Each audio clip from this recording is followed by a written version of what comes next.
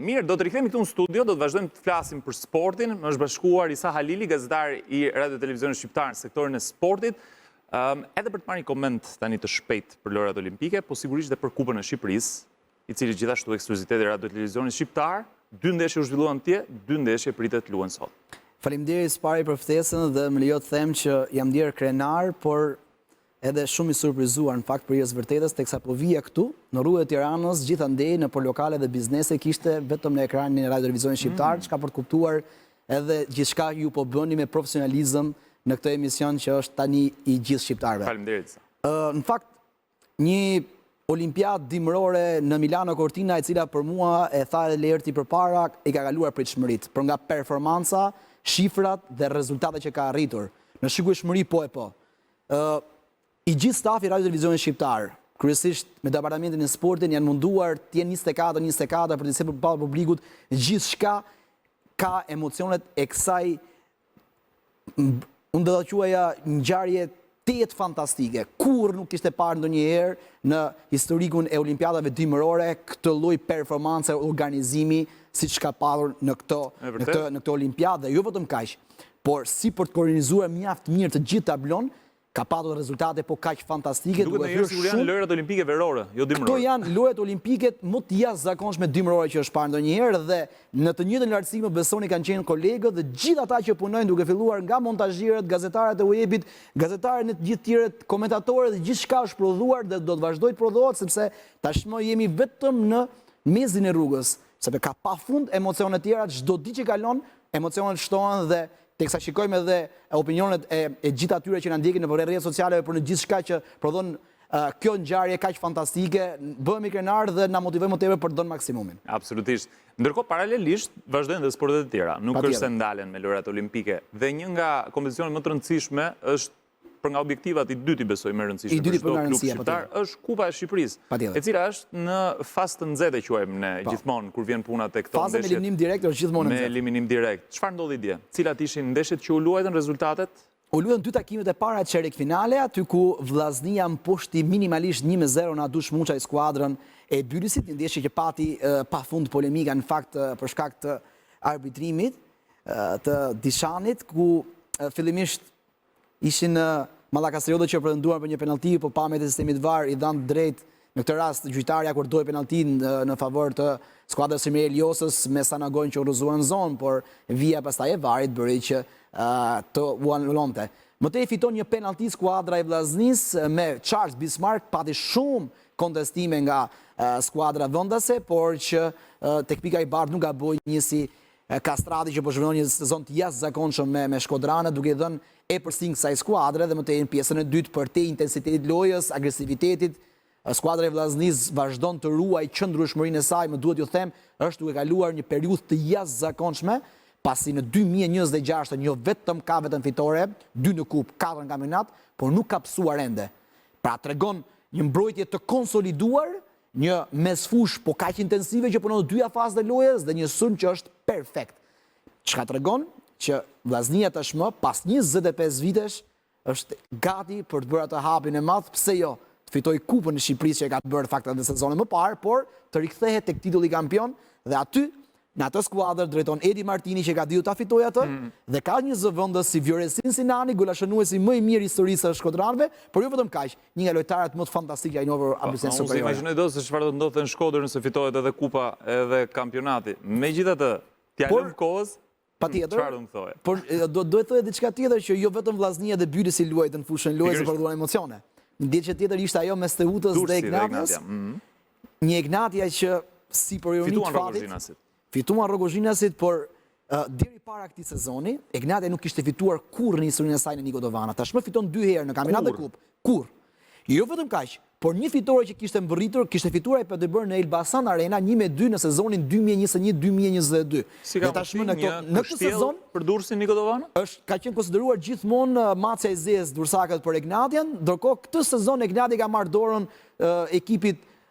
Dursak që jo vetëm kaq, por vetëm një gol të psuar, vetëm ky pra që por servire edhe në ekran, pra goli i Erkis Arifi, një aksion fantastik, pak duhet thënë, nga Imajta me Ismailin, dhe pastaj Arifi me kokë ndëshkoi portierin Tandashvili që debutonte me skuadrën e Ignatias. Një Ignati që tregon edhe një herë tjetër që ka arritur një forcë karakteri skuadra e Dirë të Tovës që edhe kur nuk e dominon, po themi siç ajo ditë bëj, kundërshtarin arrit marrë rezultatin, e nisi mjaft mirë ekipi Enkelej Dubit, pjesën e parë duke rrezikuar, shënuar, interpretuar mjaft mirë lojën, por në momentin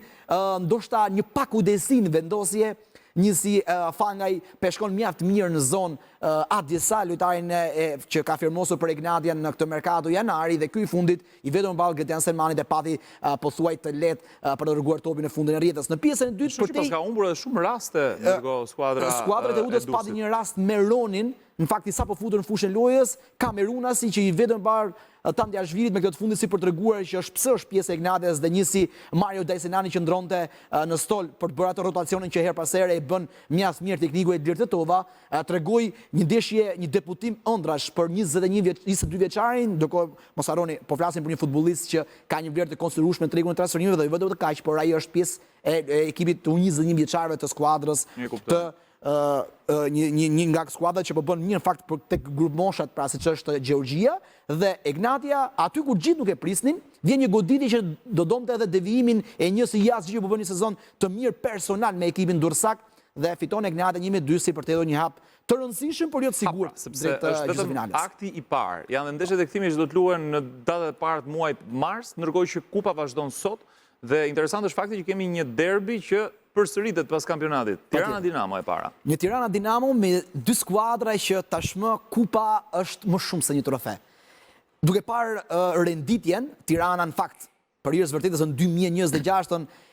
jo vetëm nuk ka humbur, ka arritur rezultate jashtëzakonshme në lojë dhe performancë, por që ka një Dinamo që me një trajner si Ilir Daja di gjithmonë t'i marrë maksimumin e asaj skuadre që edhe pse ka qenë limituar për shkak të mungesave dhe kontingjentin që ka në organik, është një skuadër e frikshme sepse aty mjafton të përmendesh lojtarë si Bernard Berisha, si Villa, si Guindo, si Qefalia që bën një sezon të jashtëzakonshëm, por edhe Teksera apo edhe Prapavia, pra me lojtar atje si Ismaili apo edhe Neziri, e bën këtë skuadër një e frikshme. Në fakt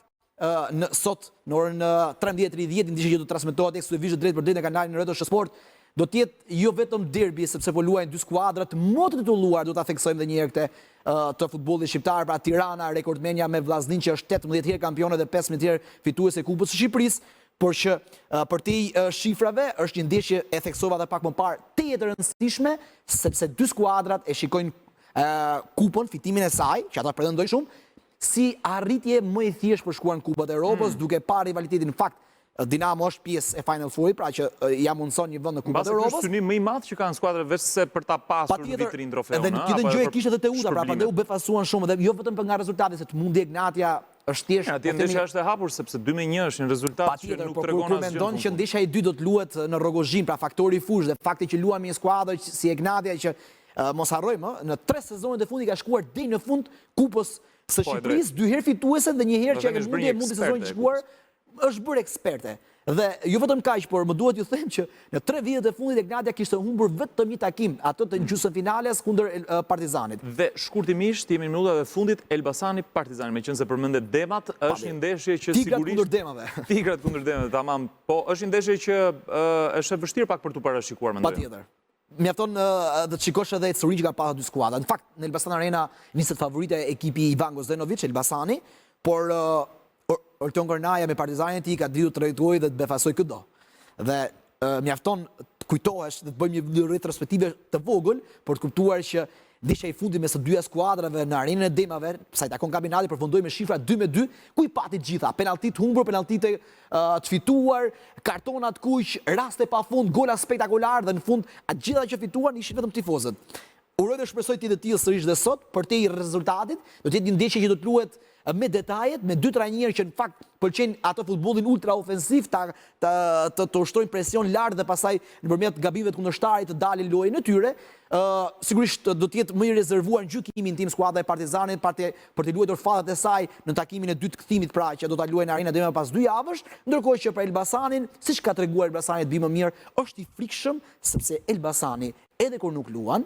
por edhe kur luan mirë, rëndësi për ta me shumë fat duhet ta them këtë sezon për të gjithë meritokracinë e kësaj skuadre, sepse gjithçka e ka me merit, por ka patur dhe fatin me vete ditë marrë rezultat edhe aty kur gjithë mendojnë që kjo skuadër, po themi është e humbur në fushën luajtëse për nga performanca. Mjafton një detaj, sepse kualitetet aty janë, por me lojtarë si Diallo, Boye, Blasje, Zage, apo jo vetëm kaq, por edhe me shfusha, por edhe mbrojtja që është shumë solide me edhe pse do të ketë mungesa në fakt, por është shumë solide, përmend lojtarë si Bruno Lule, lojtarë si Emiliano Musta, por një performancë të jashtëzakonshme gjithmonë rriti në krahun e djathtë bon dhe Bledar Lila, që ka luajtur për Ignati, por për 2 sezone është një nga më të mirët në rolin e tij dhe më duhet të them që kjo ndeshje vetëm thjesht duhet parë jetuar dhe shijuar në ekranin e Radio Televizionit Shqiptar. Edhe këtë do thoja dhe unë, Isa Halili është zakonshëm gjithmonë me përshkrimin në detaje, edhe të futbollistëve, po edhe të karakteristikave që ka secila ndeshje. Falenderoj shumë. Gjithë ju që jeni të apasionuar pas futbollit, në orën 13:30,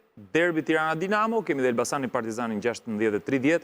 paralelisht me morinë e garave të lojrave olimpike që janë përgjatë gjithë ditës në Radio Televizionit Shqiptar. Ditë mbar Isa, ne mbyllim programin me një shfaqje fantastike që vjen Teatrin Kombëtar të Operës dhe Baletit.